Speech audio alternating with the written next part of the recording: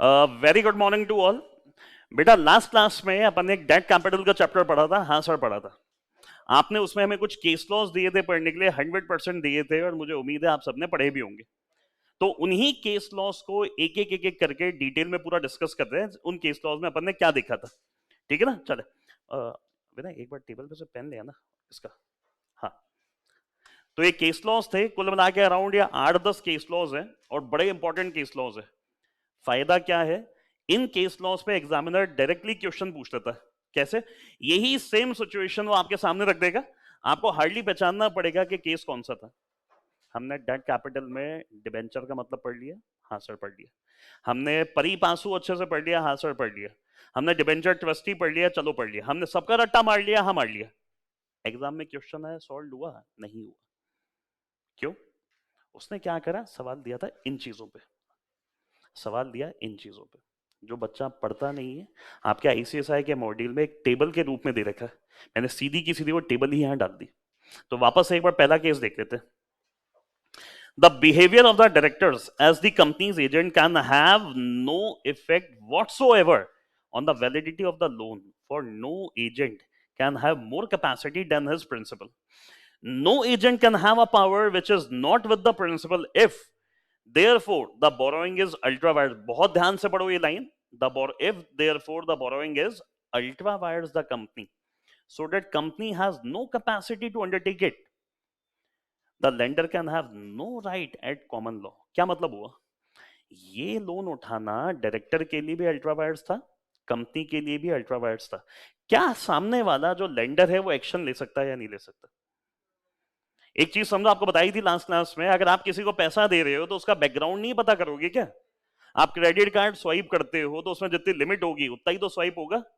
यार मेरी कंपनी के मेमोरेंडम आर्टिकल मेरे लोन की लिमिट लिखी हुई थी, आपने लोन देने से पहले नहीं पढ़ा। गलती देने वाले की है, लेने वाले की है? मैं तो मानता हूं देने वाले की। वापस से लाइन पढ़ो। No agent can have a power which is not with the principal if therefore the borrowing is ultra vires the company so that the company has no capacity to undertake it, the lender can have no right at common law। common law मतलब सामान्य तौर पे ये माना जाता है कि कोई लोन लेना, अगर कंपनी के लिए भी अल्ट्रा वायर्स था और बीओडी ने भी वैसा ही लोन उठा लिया, तो सामान्य लॉ के हिसाब से अगर अपन कहें तो देने वाले के पास इसके अगेंस्ट कोई राइट नहीं है। गलती तेरी भी तो हुई थी, तू भी तो पढ़ता पहले मेमोरेंडम आर्टिकल में लिमिट क्या चल रही है, बिना लिमिट के लोन दे दिया। सर मैं जानता था सामने वाले को, अच्छे से जानता था। हमेशा याद रखना, जिंदगी में फ्रॉड वही होता है जहां पर नहीं जान पहचान होती है।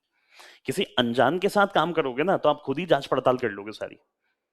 कभी सुना है फ्रॉड किसी अनजान के साथ हो गया? जनरली मैंने देखा है किसी जान पहचान वाले के साथ ज्यादा होता है। वापस से जनरली मैंने देखा है। आगे ध्यान से पढ़े। No debt is created in any security which have been created in respect of the borrowing is also void. आपने वो देखी बंटी बबली 2 या पुरानी बंटी बबली देखी हो? ताजमहल बेच के आ गए।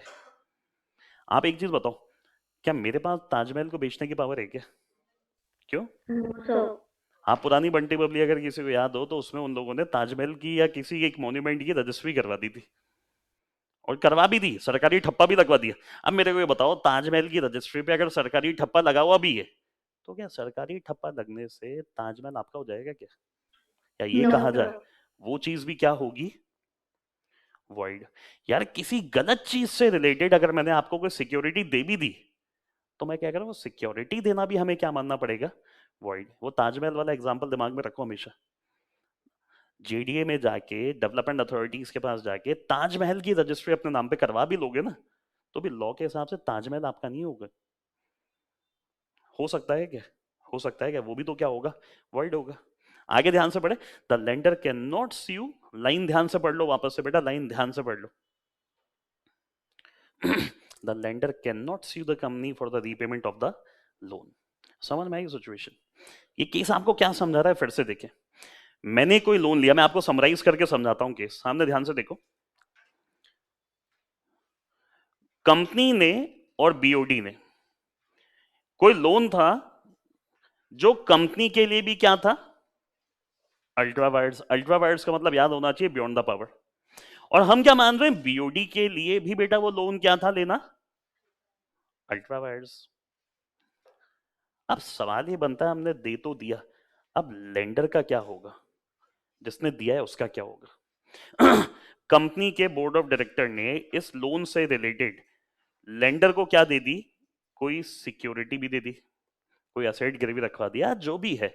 हम तो क्या कह रहे हैं, पूरी की पूरी कहानी क्या है, वॉइड।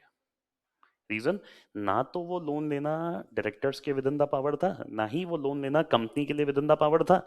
और जब दोनों के लिए ही लेना विद इन द पावर नहीं था, तो क्या लेंडर एक्शन ले सकता है कंपनी अगेंस्ट? नहीं ले सकता। बट एक बात मैं आपको फिर से ध्यान से पढ़ाऊं, यहां पे एक वर्ड अपन ने काम में लिया है, as per common law. Common law मतलब सामान्य तौर पे। आप फ्रॉड का केस तो कर ही सकते हो ना सामने वाले पे। मैं आपको बहुत ध्यान से एक चीज समझाना चाह रहा हूं, आप कंपनी लॉ में डेट को रिकवर करने का केस तो नहीं कर सकते, whether you can file a case for fraud और नॉट।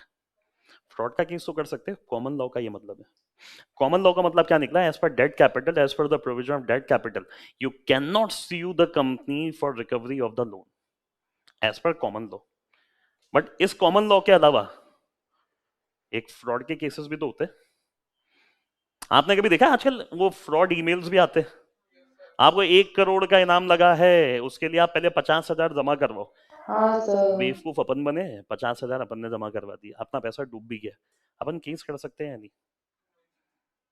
लेकिन साइबर क्राइम में जाके कर सकते हैं कि हमारा साइबर फ्रॉड हो गया, साइबर फ्रॉड हो गया। तारक मेहता देखा हो तो उसमें एपिसोड आया था ये पूरा, इसको याद भी है। केस तो होता है ना, लेकिन वो केस किस चीज का हुआ, वो केस किस चीज का हुआ, फ्रॉड का हुआ। समझ में आ गई कहानी? सामने वाला तो ये है, मूर्ख तू था, बेवकूफ तू था, बेवकूफी का केस थोड़ी होता है भैया, बेवकूफी का नहीं होता, फ्रॉड का तो होता है ना। समझ में आ गई कहानी? चले जल्दी से सेकंड केस देखें। नहीं, फर्स्ट में तो नहीं होगा। अपन जब सारे केसेस पढ़ेंगे, अगर अपन ने पढ़े हो 3 दिन, तो आगे रीपेमेंट वाले केसेस भी हैं। आप पता कंसेप्ट दिमाग में बैठा लो, यहां देखो वापस से, बहुत ध्यान से देखो। कंपनी की लिमिट थी लोन लेने की 10 करोड़ की लिमिट है ऑफ लोन। अब जो लोन बीओडी ने लिया है ना, जो लोन बीओडी ने लिया है, वो विद इन 10 CR ही। अभी तो विद इन द पावर हो गया ना कंपनी के। तो हम ये जब केसेस पढ़ेंगे ना, हर केस में कुछ ना कुछ अप्स एंड डाउन आपको मिल रहे हैं। ऐसा हो गया तो रीपेमेंट है, ऐसा नहीं हुआ तो रीपेमेंट नहीं था। पहला केस दिमाग में बैठा लो शब्द को यार, बैठा लो दिमाग को। वो लोन लेना कंपनी डायरेक्टर दोनों के लिए क्या था, अल्ट्रा। और जब दोनों के लिए अल्ट्रा था, तो रीपेमेंट कैसे होगा? देने वाले की भी तो जिम्मेदारी बनती थी कुछ चेक करने की। सेल्स ऑफ गुड्स एक्ट पढ़ाओ अगर कभी। कैवी टेम्पटर था वहां पे कुछ, क्या था वो, let the buyer be aware, मतलब केवल केवल केवल क्या सेलर की ही जिम्मेदारी बनती है क्या, या बायर की भी बनती? तो यही तो वो कहानी। समझ में आ गई ये चीज? चलें, 1 मिनट रुकना है बस।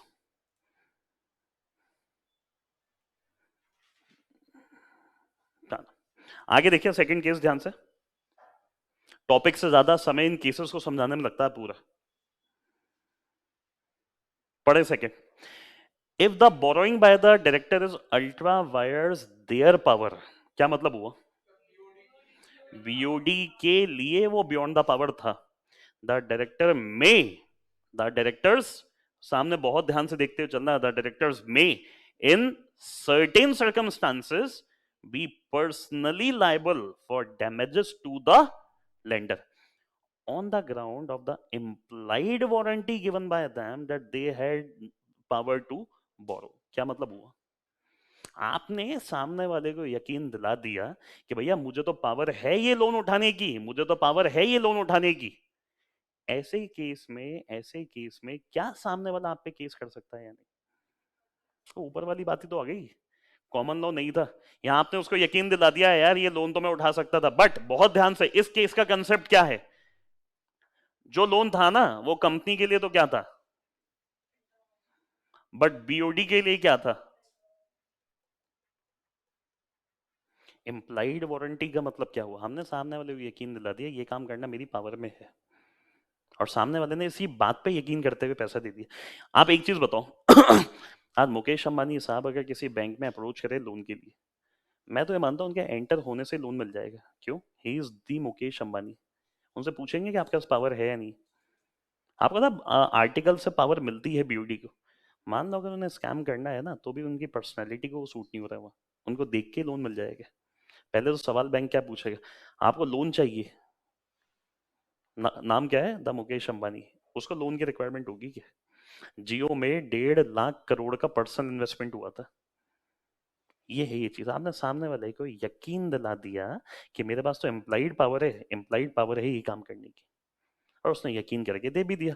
बट इस केस में हम क्यों रिकवर कर सकते हैं बीओडी से? रीजन, वो काम बीओडी के लिए क्या था और कंपनी के लिए क्या था। अब बेटा ये चीज क्या आप सुनते हो केवल, केस के साइड में लिखोगे नहीं ना, तो आप बाद में जबरदस्ती कंफ्यूज हो जाओगे, यार ऊपर क्यों नहीं हुआ और नीचे क्यों हुआ। ऊपर वाले केस में लिख सकते हैं वो काम कंपनी के लिए भी अल्ट्रा था और बीओडी के लिए भी अल्ट्रा था। आई होप सेकंड केस भी समझ में आ गया। Yes sir. चलो, बहुत बहुत बढ़िया। तीसरा case, sometimes it happens that a power to borrow, sometime it happens that a power to borrow exists but is restricted to a stated amount. In such a case, if by a single transaction, if by a single transaction an amount in excess is borrowed, only the excess would be ultra wires, not the whole transaction. क्या मतलब हुआ? क्या कहानी बनी इस case की, ध्यान से देखें। हमने बीओडी की पावर पे एक लिमिट लगा दी कि भैया उनकी पावर है 10 करोड़ तक का लोन लेने की। बीओडी एक ही बार में लोन ले रहे थे, बट वो लोन कितने का बना? एट वन टाइम, एक ही बार में। मान लेते 12 करोड़ का लोन। क्या पूरा 12 करोड़ का लोन अल्ट्रा होगा या 2 करोड़ का होगा? तो बियॉन्ड द पावर वाला कितना हुआ? तो कंपनी तो बाउंड है 10 करोड़ के लिए, क्योंकि इतनी पावर तो हमने उनको दे ही रखी थी। बट बीओडी ने कितना एक्सीड कर लिया? 2 CR। 2 CR। तो वो जो 2 करोड़ का लोन हुआ ना, उसके लिए कौन लायबल हो सकते हैं? बीओडी। अब मैं आपसे एक सिंपल सवाल पूछता हूँ, इन केसेस में नहीं लिखा हुआ। आप अगर लेंडर हो तो आप पहले बीओडी पे केस करोगे या कंपनी पे केस करोगे? बीओडी पे या कंपनी पे? क्यों? क्या लोन आपने बीओडी के नाम से दिया था क्या, राम शर्मा, या चेक आपने कंपनी के नाम से दिया था? तो जब केस करने की नौबत आएगी ना, तो पहला केस हमेशा किस पे होगा? कंपनी पे। फिर क्या होता है, वेल लिफ्ट होती है, कॉर्पोरेट वेल।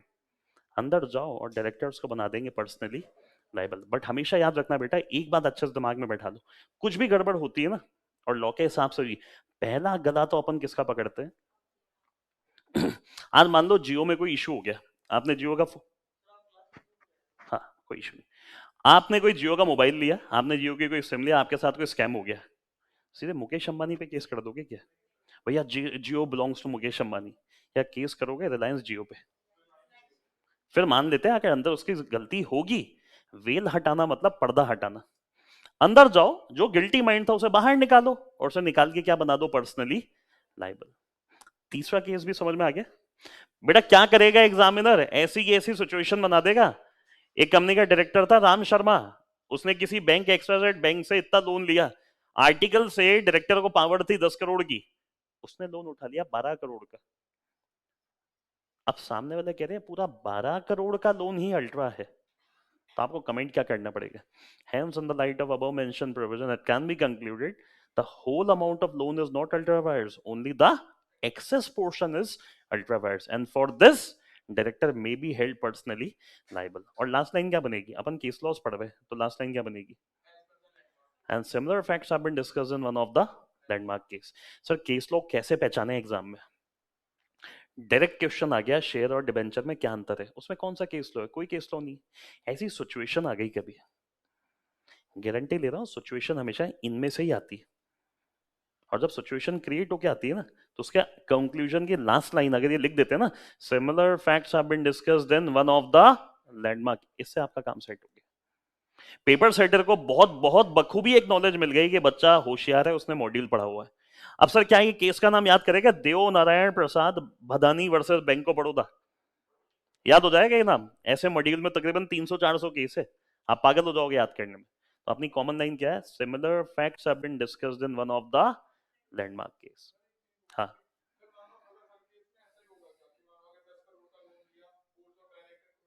सेम सिचुएशन आएगी ना। अब एक चीज मुझे बताना है, इसी केस को चेंज कर ले थोड़ा सा। बीओडी की लिमिट थी 10 करोड़ की, उन्होंने पहला लोन उठा लिया 9 करोड़ का, फिर उठा लिया 1 करोड़ का, अब उठा लिया 2 करोड़ का। तो क्या 9 करोड़ अल्ट्रा है? नहीं। क्या 1 करोड़ अल्ट्रा है? नहीं। अब 10 करोड़ के ऊपर जो भी लोन अगर आप उठा लेते हो वो अल्ट्रा होगा। वहां पे तो क्या था, अपन ने एक सिंगल लोन ही उठाया, और वो सिंगल लोन ही कितने का उठा लिया? 12 का। तो भी वो 12 का 12 अल्ट्रा नहीं था, केवल कितना अल्ट्रा है? 2। ये है ये चीज। क्लियर है बेटा? यहां तक केसेस समझ में आ रहे हैं आप लोगों के भी? Yes, sir. चलो बहुत बहुत बढ़िया। आगे ध्यान से देखो चौथा case. The acquiescence of all the shareholder in excess of loan contracted by a director beyond their power but not क्या लिखा है? But not ultra wires the powers of the company would be sufficient। क्या लिखा है आगे? Concept नहीं बैठा सकते क्या दिमाग में? केस नहीं पढ़ने पड़ेंगे इतने, कंसेप्ट बैठा लो ना दिमाग में। ये लोन वापस से इस केस में क्या हुआ? किसके लिए अल्ट्रा था, बट कंपनी के लिए क्या था? तो एक्सेस के लिए कंपनी जिम्मेदार हो सकते हैं या नहीं हो सकती? रीजन, वो एक्सेस जितना भी था ना, वो कंपनी के लिए तो क्या था? With in the power. अब मैं एक सिचुएशन देता हूं, सोचो और मुझे बताओ क्या होना चाहिए।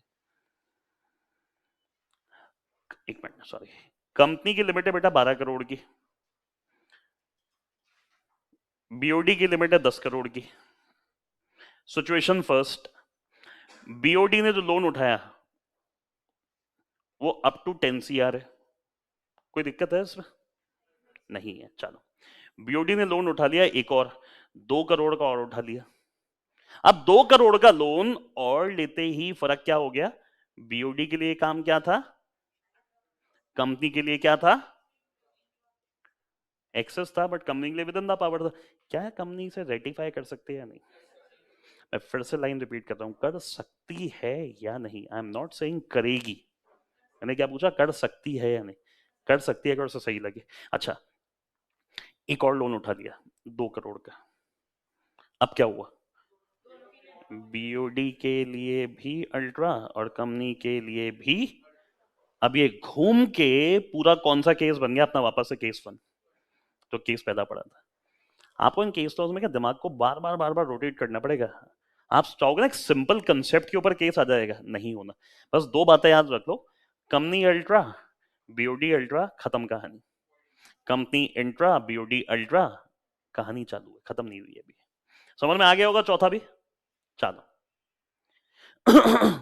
जल्दी से नेक्स्ट पढ़े। If the borrowing is unauthorised, मतलब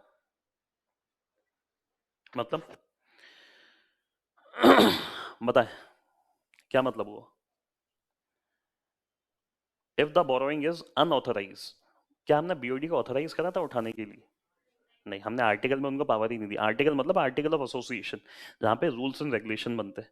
हमने आर्टिकल में बीओडी को ऑथोराइज नहीं करा लोन के लिए, but even the company will be liable to repay. बहुत प्यारी लाइन है, बहुत प्यारी लाइन है। If it is shown that money had gone into the, क्या मतलब हुआ इसका?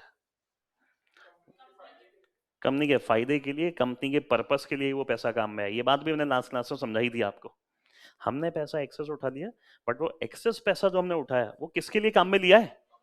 कंपनी के ही फायदे के लिए, कंपनी के कोई लॉफुल डेट को चुकाने के लिए। क्या कंपनी लायबल होगी? नहीं होगी? याद आ रही है नहीं आ रही है बात? याद आ रही है नहीं आ रही है? एक एक चीज सोच के देखो आप। आज घर पे मम्मी पापा नहीं है ना, मम्मी पापा नहीं है, आपने कोई खर्चा कर लिया जो आपको अलाउड नहीं था करना। बहुत ध्यान से मेरी बात सुनना। आज मम्मी पापा घर पे नहीं है, अलमारी की चाबी घर पे ही थी, अचानक से कोई ऐसा खर्चा आपके माथे पड़ गया, मम्मी पापा है नहीं, अभी नहीं करा तो नुकसान हो जाना है। क्या वो खर्चा करने के लिए आप ऑथराइज थे? नहीं थे, आप अनऑथराइज थे। आपने खर्चा कर भी लिया, मम्मी पापा आए, उन्होंने अलमारी खोली, देखा तो वहां पैसे गायब है। क्या होगा पहले आपका? पहले तो आपको बोलने ही नहीं दिया जाएगा। पहले तो आपको जनरली बोलने ही नहीं दिया जाएगा। आप बोलोगे मम्मी सुनो, नहीं नहीं सुनना, नहीं सुनना। पहले आप सुनोगे अच्छे से, फिर जब वो थक जाएंगे ना, फिर आप लास्ट में एक चीज कहोगे, ये पैसा मैंने बिजली का बिल चुकाने के लिए काम में लिया था, पापा भूल गए थे जमा करवाना और लाइट काटने आ गए थे। क्या सही करा या गलत करा आपने? क्यों? मानता हूं आपने पैसा उठाया, आप ऑथराइज नहीं थे, बट वो पैसा क्या आपने पर्सनल यूज के पार्टी करने के लिए काम में लिया है? आपने घर के ही किसी काम में लिया है? घर के लिए ही काम में लिया है? तो क्या इसे वैलिड मान सकते हैं या नहीं? मैं कह रहा हूँ जब वैलिड भी होगा ना तो भी मम्मी पापा आगे कह रहे बेटा नेक्स्ट टाइम कभी ऐसा हो भी जाए तो एक बार कॉल पहले मुझे करना, मुझे बताना पहले, उसके बाद करना। समझ में आ गया ये केस भी? ये वर्ड से कंफ्यूज होता है बच्चा। कंपनीज कॉफर्स का मतलब क्या है? गूगल हमें करना नहीं है। आपके सामने सामने मैं खड़ा हूं ना, नई वर्ड समझ में आएगा, गोला मार के ले आना यहाँ पे, मैं बता दूंगा कंपनीज कॉफर क्या होता है।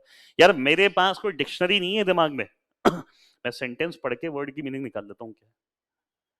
तो ये हैबिट आप भी डालो ना। कभी कभी क्या होता है जब एग्जाम में क्वेश्चंस में कोई अजीब अजीब से वर्ड्स आते हैं ना, अरे सर ये वर्ड ही समझ में नहीं आया, सेंटेंस पढ़ो यार, सेंटेंस में मीनिंग है वर्ड की। हमें क्या चाहिए? सीधा सीधा आ जाए, सीधा सीधा नहीं आना। अब इसी केस को वो ऐसे ना देके आपको कोई सिचुएशन बना देंगे कि बोर्ड ऑफ डायरेक्टर ने मान लेते हैं 2 करोड़ की एक्सेस बोरोइंग करी जिसके लिए वो ऑथराइज नहीं थे, पर 2 करोड़ की एक्सेस बोरोइंग उन्होंने कंपनी के ही लॉफुल खर्चे के लिए काम में लिए। क्या कंपनी मना कर सकती है? मान लो सर कंपनी तो मना कर रही है, तो लेंडर एक बात कहेगा, चल मानते हैं इसने अल्ट्रा वायर्स काम करा, तो फिर तूने यूज में क्यों लिया? यूज में लेते आप भी तो गलत हो गए। और कहाँ यूज में लिया? इवन कंपनी के लॉफुल खर्चों के लिए काम में लिया। क्या डायरेक्टर ने अमाउंट का मिस अप्रोप्रिएशन कराया क्या? समझ में आ गई? कभी कभी सिचुएशन कॉल होते हैं यार, करना पड़ता है ये सारा। एक बार जब हम पहले कभी कहीं पढ़ाते थे ना वहां पे शॉर्ट सर्किट हो गया था, ओनर इज नॉट अवेलेबल, हम फैकल्टीज ही थे वहां पे। अब मैं क्या करूं उस टाइम यार, क्या करें हम as a faculty? Short circuit हो गया, नीचे ट्रांसफार्मर ब्लास्ट हो गया, कॉल लगाऊं पहले, वो जल्दी से फोन उठाएं, वो हमें बताएं हमें क्या करना चाहिए, या मैं कहूँ अपना कॉल होना चाहिए उस टाइम जो सही रहे। हमने तुरंत प्रभाव से बच्चों को रवाना कर दिया जैसे तैसे निकाल के। अब सोचो बाद में कोई हम पे चिल्लाए, ये क्या किया, ये क्या किया, ये क्या किया। मेरा एक सिंपल आंसर होगा, बेटा तू भी मेरी जगह होता ना तो तू यही करता। इमरजेंसी में कभी कॉल करा जाता है या एक्शन लिया जाता है? सर मान लो एग्जाम्पल है, मेरे यहाँ भगवान ना करे कभी ऐसा हो, मेरे यहाँ कोई ऐसी नौबत आ जाए, अब ये उठ के भागी रही थी, इसने सोचा यार आग तो लगी रही है, जाते जाते इसका एसी भी तोड़ देती हूँ, इसका सेटअप भी तोड़ के चली जाती हूँ, ये लाइबल हो जाएगी इसके लिए। क्यों? ये गलत करके गई है। तो सिचुएशंस क्या होती है, आपको मौके के ऊपर जज करनी पड़ेगी, क्या वो विद इन द पावर थी, क्या वो बियॉन्ड द पावर थी, क्या वो पैसा कंपनी के लिए काम में आया है या वो पैसा डायरेक्टर ने मिस अप्रोप्रिएट किया। समझ में आ गई होगी कहानी ये भी। नेक्स्ट देखें, इन वीकेआरएसटी फर्म वर्सेस ओरिएंटल इन्वेस्टमेंट, कैसे याद होंगे 1944 का केस। क्या लिखा है? द एमडी बोरोड, बहुत ध्यान से पढ़ो, the it's MD borrowed a large some of money and misappropriated it. The company was held liable, stating that where the borrowing is within the powers of the company, the lender will not be prejudiced. Prejudiced मतलब not affected, lender का कोई right affect नहीं होगा, simply because its officer have applied the loan to unauthorized activity provided, बहुत ध्यान से सुनो, the lender has no knowledge of the intended misuse। 2-3 ups and down है इस केस में। पहला क्या है? लोन लिया, लार्ज सम का लोन लिया, किसने लिया? बीओडी ने, और बीओडी ने उसे क्या कर दिया? और वो लोन लेना कंपनी के लिए क्या था? वापस से देख लो वही बात आ रही है, कंपनी के लिए क्या था? Intra wires with in the power. हम तो केस कर सकते हैं आप पे, हम तो केस कर सकते हैं आप पे। आप पे मतलब किस पे? सीधे डायरेक्टर पे या कंपनी पे? मैंने ऊपर भी एक बात समझाई थी, अगर ऐसा भी कभी हो गया तो आप डायरेक्टली बीओडी पे नहीं जा सकते, आप कंपनी में जाओ, फिर वेल लिफ्ट होती है, फिर एमडी लाइबल होगा, बट पहले जिम्मेदार कौन होगा चुकाने के लिए? पहले कंपनी। अब एक चीज सोचो, लेंडर था मैंने केस कर दिया कंपनी में और पैसा रिकवर कर लिया, कंपनी क्या करेगी? वो बोर्ड ऑफ डायरेक्टर से रिकवर कर लेगी। एक सिंपल चेन ऑफ एक्टिविटी है। अब आपका सर हम तो सीधे ही बीओडी पे चले जाएंगे, अरे बेवकूफो ये सोचो जरा ठंडे दिमाग से, अगर अपन लेंडर है अपन क्यों बीओडी के अगेंस्ट एक्शन लेंगे? हमने तो लोन कंपनी के नाम से दिया है ना, हम पहले किस पे केस करेंगे? रिकवर करेंगे उससे। बट लास्ट लाइन बहुत ध्यान से पढ़ो, प्रोवाइडेड का मतलब condition, the lender had no knowledge of the intended misuse. क्या मतलब हुआ? लेंडर को नहीं पता था वो मिसयूज करने वाला है। अच्छा, एक सिंपल एग्जांपल, विनय जी भागते भागते आए, जानता था ये चेयर टूटी है, जानबूझ के इसके ऊपर बैठा और उसके चोट आ गई, मेरी जिम्मेदारी है इसकी है। क्यों? ही हैज द नॉलेज कि वो चेयर टूटी हुई। सर फिर मैं बैठूंगा ही क्यों? मैं कोई पागल थोड़ी हूं कि मैं उस टूटी हुई कुर्सी पे बैठूंगा। नहीं बैठा यार, बट तुझे पता था। मान ले तू गलती से क्यों नहीं बैठा, तेरी हड्डी क्यों नहीं टूट गई, मेरी कोई जिम्मेदारी नहीं है उस पर। सर आपकी गलती है, आपने ये चेयर क्यों नहीं हटवाई। चल मेरी ही गलती है, तुझे भी तो पता था टूटी हुई, तुझे भी तो पता था टूटी हुई। सर हम मिठाई खरीदने गए, स्पंज वाले बड़े वाले रसगुल्ले सोढ़ानी जी से, हमने ब्लाइंड फेथ कर लिया Sodhani sweets is one of the biggest name मिठाई की इंडस्ट्री में जयपुर में। हमने तो डब्बा खोला, सीधे उठाया और मुंह में गप, खत्म कहानी। जब खाते गए तो टेस्ट अजीब सा है, जब टेस्ट अजीब, फिर भी आप पूरा खा गए क्यों? सोढ़ानी वाले का रसगुल्ला था ये। गलती सोढ़ानी वाले की है, तेरी थी? उसकी तो थी, मैं मना नहीं करता, उसकी तो थी, तेरी नहीं थी क्या? अच्छा, सोढ़ानी वाले का है तो मतलब खट्टा टेस्ट आ रहा था फिर भी खा गए, दो तीन खा गए। गलती उसकी नहीं तुम्हारी भी है, गलती उसकी नहीं तुम्हारी भी है। समझ में? डब्बा खोलते ही पता चल जाता है यार, स्मेली है थोड़ा, टेस्ट उसका कहीं ना कहीं चेंज हो गया है। हमने देखा है कभी मिठाई की शॉप पे लिखा होता है बंगाली मिठाई लेने के 24 घंटे में कंज्यूम कर ले। क्यों? वो डीप फ्रीज में रहती है वहां, उनकी खराब नहीं होगी, तुम्हारे घर पे नहीं है ये सिस्टम। तो सोच है हार्डली, अगर तुम जानते हो कि वो मिसयूज करेगा फिर भी तुमने दे दिया तो तुम जिम्मेदार नहीं हो। अब सर एक सवाल आता है, ये पता कैसे चलेगा कि सामने वाला जानता था या नहीं जानता था? यार it's a question of fact, इसको साबित करना पॉसिबल नहीं। अब ये क्या सर, मैं तो नहीं जानता था, मैं कह रहा हूं ये तो जानता था। अब मैं ये साबित कैसे करूं और ये कैसे साबित करे ये नहीं जानता था?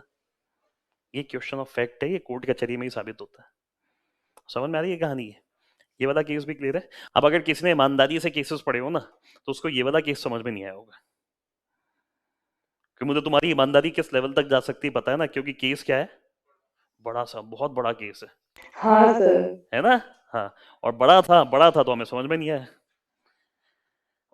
पहले एक बार दो नीचे छोटे वाले निपटा दे क्या? आ गया समझ में? चलो बता।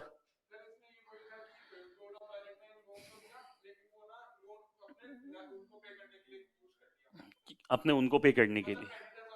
अच्छा, फिर?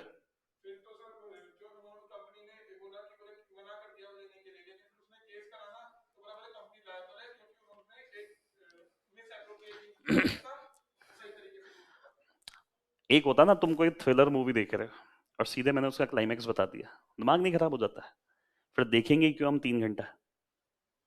अपन कोई क्राइम वाली मूवी देख रहे हैं, सस्पेंस मूवी देख रहे हैं, पता चलेगा देखो अब किसने खून करा था। तुम देखना चालू हुए, तुमने टीवी ऑन ही करा, नेटफ्लिक्स में, अच्छा ये देख रहा है, इसमें तो इसने किया था खून, ये राम शर्मा है ना सामने, इसने करा था खून। सर नहीं पकड़ लोगे अपना?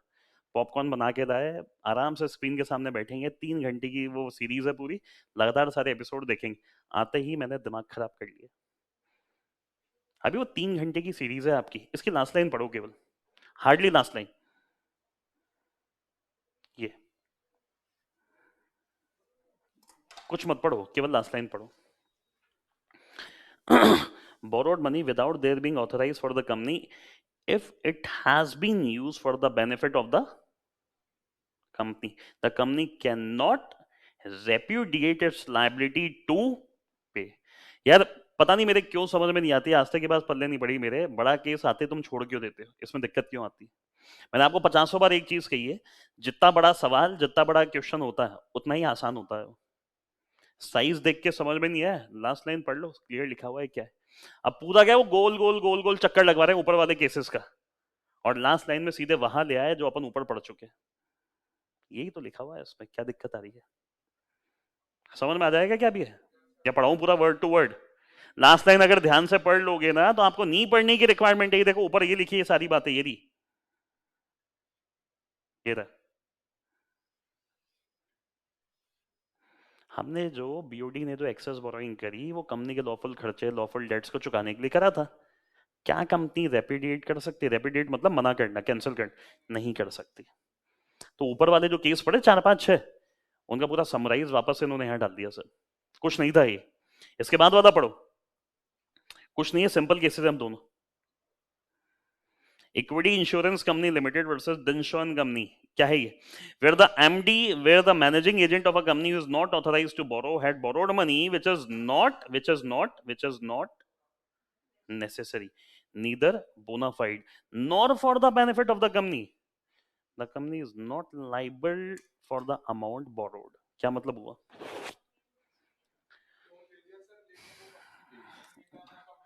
देखो तीन चार बातें, ना तो वो ऑथराइज था बोरो करने के लिए, ना वो कंपनी के लिए नेसेसरी था, ना बोनाफाइड था, और ना कंपनी के फायदे में था।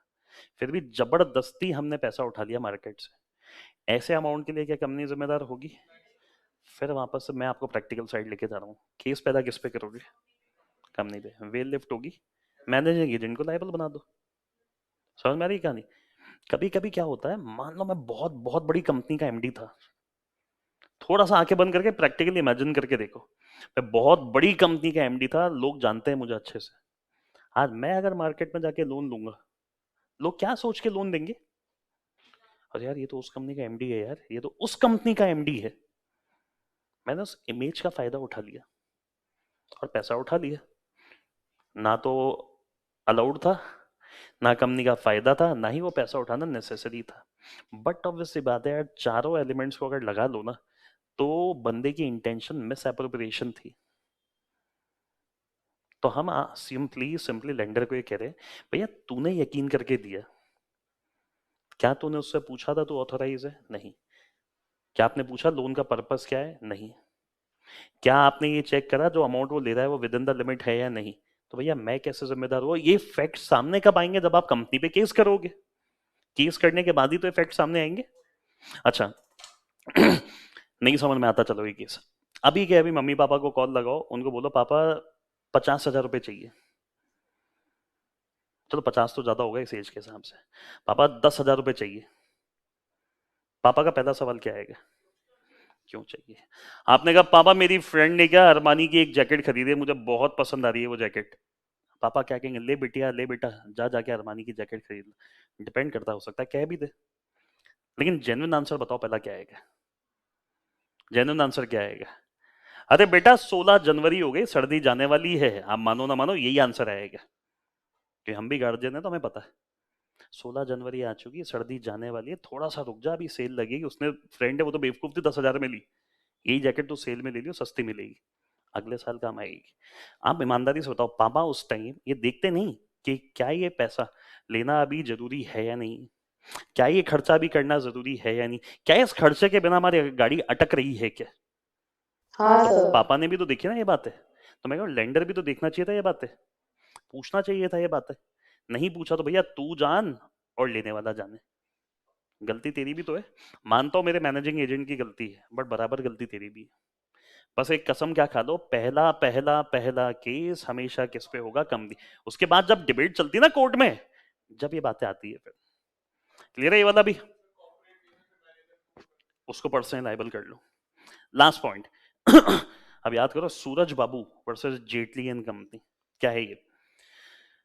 PN company were the managing agent of Allen company. PN company, एक कंपनी ही दूसरी कंपनी की मैनेजिंग एजेंट है, which was in liquidation. P the manager borrowed sum of money from J in his own name. In one letter to J, he indicated the loan was for a requirement of Allen company and that company had actually benefited. It was held there was no intention to bind the company. The mere fact that the company benefited was not itself sufficient to bind the company. बहुत प्यारा case है ये, बहुत प्यारा case. क्या मतलब हुआ? ऊपर वाले सारे केसेस को मिला के एक नई सिचुएशन आ गई। लोन उठाया मैंने अपने नाम से। अपने नाम से मतलब, जैसे एक सिचुएशन दे देता हूं आपको, ठंडे दिमाग से समझो।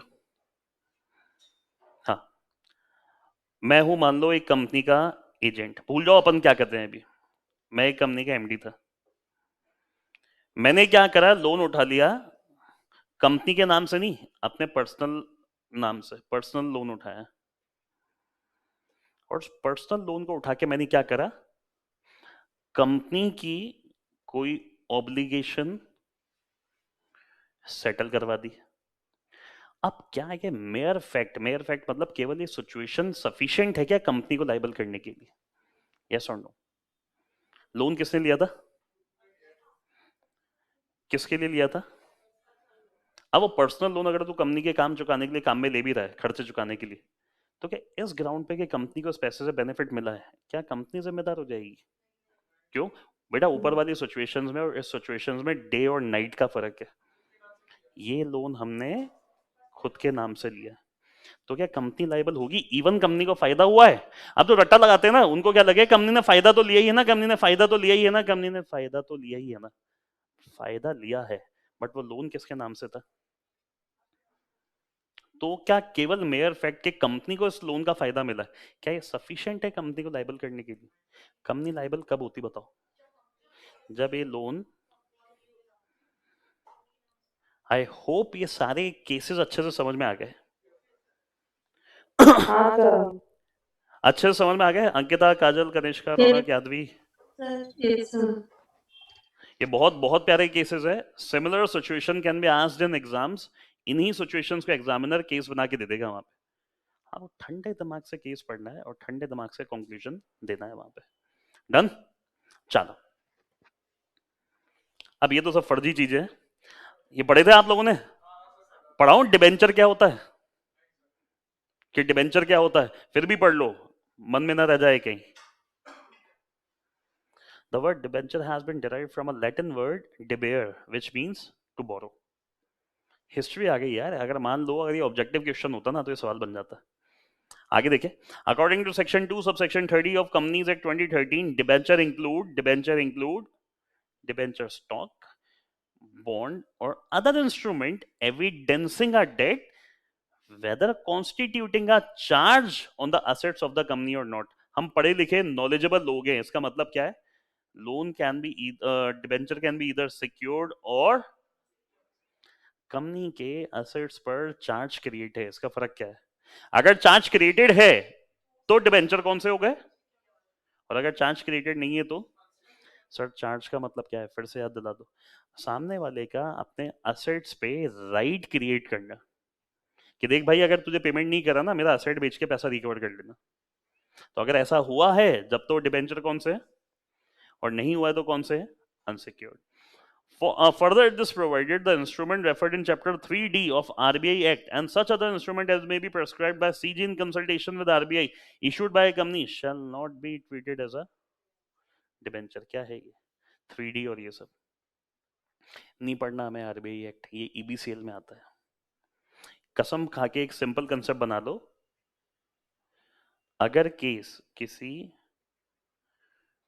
फाइनेंशियल कंपनी का है तो उसके ऊपर हम सीधे सीधे कंपनीज एक्ट एप्लीकेबल नहीं करते। क्यों नहीं करते? क्यों नहीं करते? उसका बाप बैठा है ना दूसरा, आरबीआई। हमारे यहाँ बैठे एनसीएलटी, आरओसी, ये सब जन है। एमसीए बैठा है, मिनिस्ट्री बैठी है। उनके लिए दो बाप बैठे हैं। पहला मिनिस्ट्री ऑफ फाइनेंस, हमारे यहाँ मिनिस्ट्री ऑफ कॉर्पोरेट अफेयर। मतलब कंपनी लॉ में चलता है एमसीए, यहाँ चलता है ministry of finance. Company law की अथॉरिटीज कौन कौन सी होती है? जैसे एनसीएलटी हो गई, आरओसी हो गई। इनकी कौन सी होती है सबसे कॉमन? थोड़ा जिनके लॉ बनाने वाले लोग अलग, जिनकी अथॉरिटी अलग, उनके ऊपर ये टॉपिक एप्लीकेबल नहीं करना। मैं मना नहीं करता, हो सकता है वहां पे कंसेप्ट ऐसा ही होगा, बट उनके ऊपर सेम ये रेगुलेशंस अप्लाई नहीं करनी। डन? चलो, ये तो फर्जी था। ये चित्र सर हमने मॉड्यूल खोला, आपने तो सीधे वही दे दिया। तो मैं तो बता के तो दे रहा हूँ कि मॉड्यूल ही तो है आपका ही है। मॉड्यूल का मैंने समराइज कर लिया, सारे इंपॉर्टेंट टॉपिक्स इसमें शामिल है। और डिस्क्लेमर, ऐसा नहीं कि केवल इंपॉर्टेंट ही शामिल है, चीजें सारी शामिल। थोड़ी बहुत चीजें मैंने चैप्टर में से गायब भी करी हुई। आपने ये चैप्टर देखा तो आपने देखा सर आगे एक डिपॉजिट के अंदर एक टेबल बनी हुई है मॉड्यूल में, बहुत बड़ा। मैंने वो टेबल इसमें डाली नहीं है, वो लाइव बनवाऊंगा ना आपको यहाँ, कि डिपॉजिट की सीलिंग लिमिट क्या होती है, पब्लिक कंपनी कितनी ले सकती है, प्राइवेट कितनी ले सकती है, स्टार्टअप कितनी ले सकती है, गवर्नमेंट कंपनी कितनी ले सकती है। वो डायग्राम पढ़ाऊंगा, याद नहीं होगा, समझ में आ जाएगा, याद नहीं होगा, समझा के मैं लाइव बनवा दूंगा, आपको याद हो जाएगा। तो ये तो सिंपल थे, कहीं कोई दिक्कत की बात नहीं। नेचर ऑफ डिबेंचर ट्रांसफरेबिलिटी, जैसे शेयर कैपिटल में नहीं पढ़ा था, शेयर ट्रांसफरेबल होते हैं, मूवेबल होते हैं, सेम वही कहानी यहां लिखी। और इनकी ट्रांसफरेबिलिटी भी किससे गवर्न होती है? आर्टिकल। आपको याद है शेयर्स में भी ये लिखा था, transferable in the manner provided by article, वही सेम कहानी है। आपको याद है मैंने वहां एक बात बताई थी, बाप का नाम सिक्योरिटीज, बच्चों का नाम शेयर्स, डिबेंचर एटसेट्रा। इनको कॉमन नाम से अगर आवाज लगाऊं तो क्या है, सिक्योरिटी। अब मैं कहूं लवीना विनय, नहीं स्टूडेंट, तो ये तो हो गए स्टूडेंट, ये मान लो लवीना, ये विनय। तो एक सिंपल कहानी, these all are part of securities. इन सिक्योरिटीज को जनरली क्या माना जाता है, ट्रांसफरेबल, एंड सेकंड मूवेबल माना जाता है। सर मूवेबल क्यों माना जाता है, इसका प्रॉपर लॉजिक बता दो। Movable as per the sales of goods act, वहां पे लिखी हुई बात, goods include every kind of movable property other than actionable claim in money and it include shares and stock, लिखी हुई बात वहां। आई होप यहां तक मान सकता हूं कि अच्छे से सबके समझ में आ गया। Yes sir. चलो, आपका आज का एक सिंपल सा काम दे रहा हूं, बहुत सिंपल सा काम है, चैप्टर को थरली रीड आउट करना है एक बार आज। छोटा सा चैप्टर 18-20 पेज का ही होगा। एक ही बात है, कितने 24 पन्ने हैं केवल। तो जो डेट कैपिटल वाला पार्ट जो है ना, पार्ट ए वाला, कम से कम उसको पढ़ लो आज। ये अपन कोशिश करेंगे मेजर पार्ट इसका कल कंप्लीट कर लेंगे। लास्ट के 2-3 पेजेस मैंने खाली दिए क्योंकि इसके अंदर एड ऑन करवाऊंगा चीजें जो मैंने नोट्स में नहीं डाली है। सर नोट्स में डाल देते ना, लिखना नहीं पड़ेगा ऑनलाइन रहते हुए। मेरा समझ में लाइव है तो तुम्हें ऑनलाइन लिखने में क्या दिक्कत आ रही है, हेडफोन लगा लो।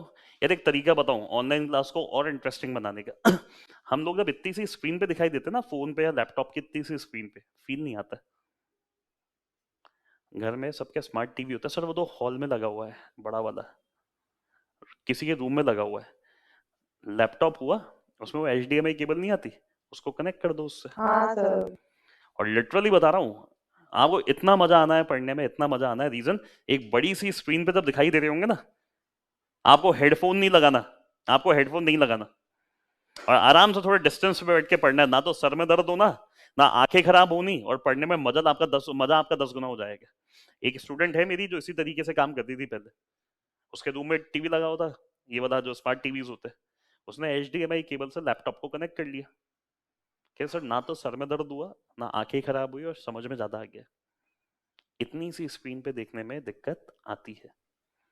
अगर किसी के पास ऐसा ऑप्शन हो तो भैया जिसके पास है वो तो उस ऑप्शन को अवेल कर लो। मैं लिखवाऊंगा क्योंकि वो टॉपिक ऐसा नहीं है, रिकॉर्डेड है, तो मैं लिखवाऊंगा नहीं। 2 से 3 पेज का टॉपिक है वो, पूरी एक क्लास खर्च हो जाएगी उसमें। चले, बाकी फिर मिलते हैं ना नेक्स्ट क्लास में अपन। चले, थैंक यू। कर लेंगे, सब कर लेंगे अभी।